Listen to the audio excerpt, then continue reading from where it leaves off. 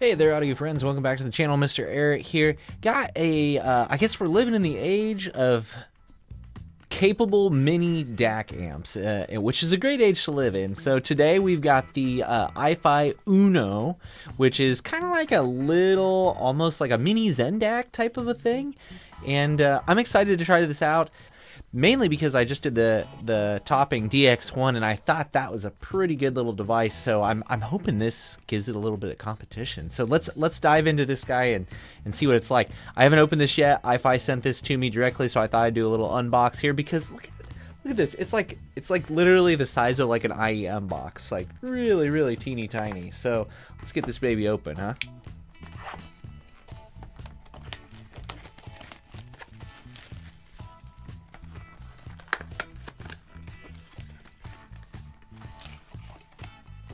Oh, that is small.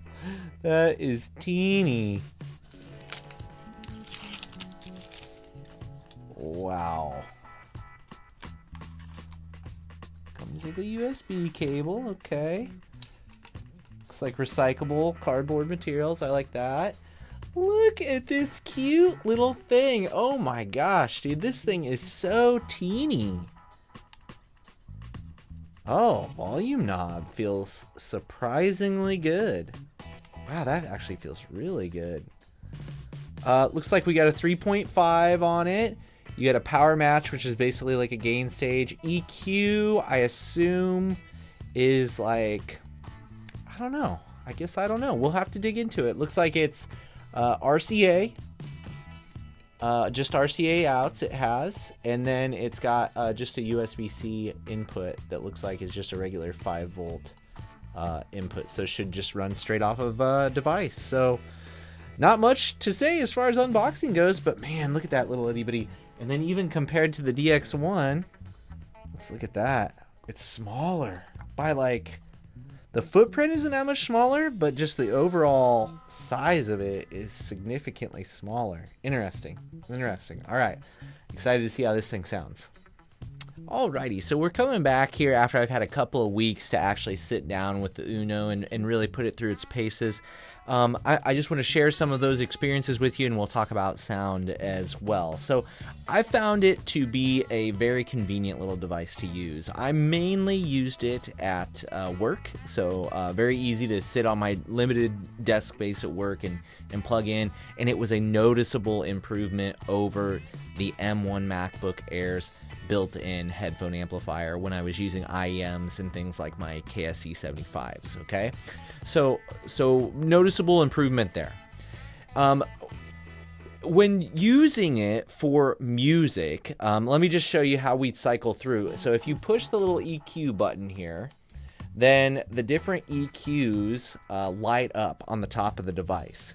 So I mainly used it on the music EQ setting, and that was actually my preferred setting, which is unusual for me because normally I'm pretty much like a no EQ person. But the stock sound without any EQs applied, I found to be a little flat and kind of boring.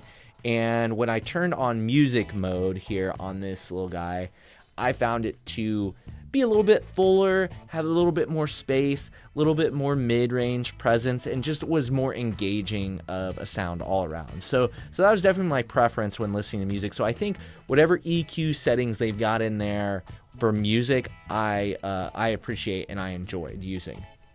Now, I didn't really have much of a chance to game with it, so I couldn't do the game mode really and actually test it out with a game. This is just a USB-C device, so pretty much it's for gaming with your PC. I imagine it'll probably work with a PS5 too, but I never had a whole lot of luck using USB devices with that, and I no longer have my PS5 to test that with. It definitely has a noticeable bump in kind of the lower treble range when you're doing that, so I do think it probably would improve things like footsteps, gunshot sounds, and things like that when you were using it for gaming, so with shooters and stuff like that. Again, I didn't use it, I didn't feel the need too much to use like the YouTube setting, which is like kind of a general media consumption setting, which is really supposed to bring out vocals and things like that. It does noticeably tweak the mid-range EQ again, and it brings it more to the forefront. So I think again it's probably going to work okay if you want that kind of a change, but I didn't really find it necessary when I was using it. So again, I mainly would use it on the music setting, and I mainly used it just on regular power output.